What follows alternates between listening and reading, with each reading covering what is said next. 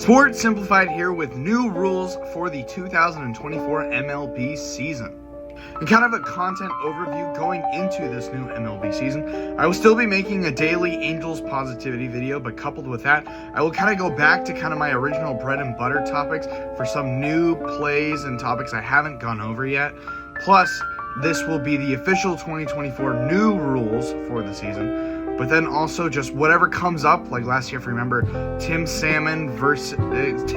Anderson versus Jose Ramirez, that incident. If anything's like that come up, I'll go over those too. So just a quick content update, but here, now going right into the new rules for 2024. Now starting with the pitch clock, last year was its inaugural season in MLB, and it worked well. It greatly reduced the amount of time that games were going for, but this year there are some minor changes. Now, when there are runners on base, now instead of 20 seconds on the pitch clock, it is now at 18. However, when no runners are on base, it's still the same at 15. Then of course, if there's a nugget you might have not caught from last year, it between batters when it goes to the next batter, it's a 30-second timer, and that's not changing either.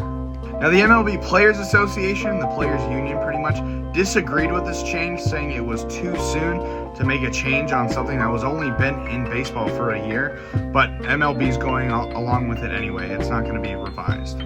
Now another slight minor change to the pitch clock is now when a ball is fouled off and it goes out of bounds or into the seats, now instead of the batter getting pretty much to choose when the clock will reset, when he gets back to the box and is reset, and then the umpire will reset it, now it is when the pitcher gets a new ball. So when a pitcher gets a new ball, that's when that 18 seconds or 15 seconds restarts. So it's going to be a lot quicker than it used to be. Quite frankly, I don't really understand it. I don't think that's a big need, especially if a runner is running like far to the first base. And I'm sure umpires will give a little, benefit of the doubt to the runners if they just hauled the first and now they got to walk back. But now it's going to be a lot quicker paced with the ball in the pitcher's hands. That's when the 18 or 15 seconds reset.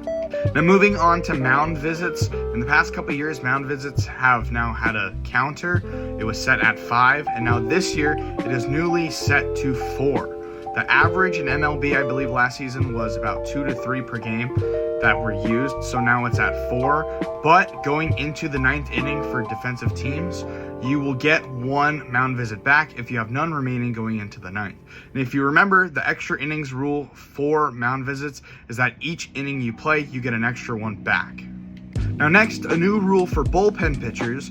If a bullpen pitcher starts to warm up in the bullpen, that pitcher has to pitch in the game and face a minimum of 1 batter. That is a big change from what used to happen, where it used to be you would have someone warming up in the pen for a potential matchup, depending on how the pitcher currently pitching on the field was doing. And if the pitcher on the field did his job, then the reliever wouldn't go into the game, instead save him for another occasion. That is not the case now, which I understand why, because a lot of times those are still pitches that are taxing to the pitchers. So for them to be able to fully go into the game, that's not a bad change. That definitely is a big change strategically, knowing now that as a manager or a pitching coach, whoever you start to warm up in the bullpen will have to go into the game. Now, one of the bigger new rules added this year is the widening of the running lane path to first base from home plate.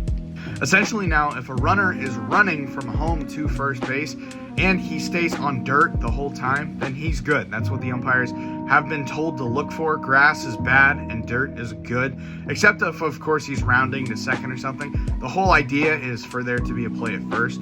The whole kind of what is the running lane, what isn't, was really up to interpretation each time it happened. Of course, there was that controversial call in the 2019 World Series with Trey Turner violating the runner's lane going to first base, which called him to be out, which was a crazy call. But how it is now is this new rule pretty much gives right-handed batters a clear lane to first, which was something they didn't have before. Now, the last of the major changes pertains to defenders, infielder defenders, for their obstruction of a base before they get the ball. Now, if a defensive player is caught blocking the bag before he has the ball, then that base runner who is trying to move to the next base or back to the base is awarded the next base from the one they previously had. Let me give you an example, because that's kind of a lot of legal jargon. So how it works is let's say a guy on first is trying to steal second, but the guy on second, the defender, puts his knee right in the slide path of the stealing player before he gets the ball from the catcher. Then that player stealing is awarded second base.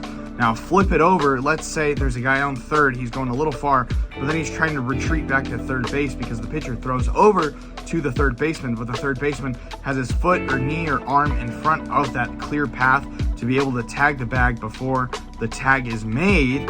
Then the player at third will get to go to home because of obstruction of the base path.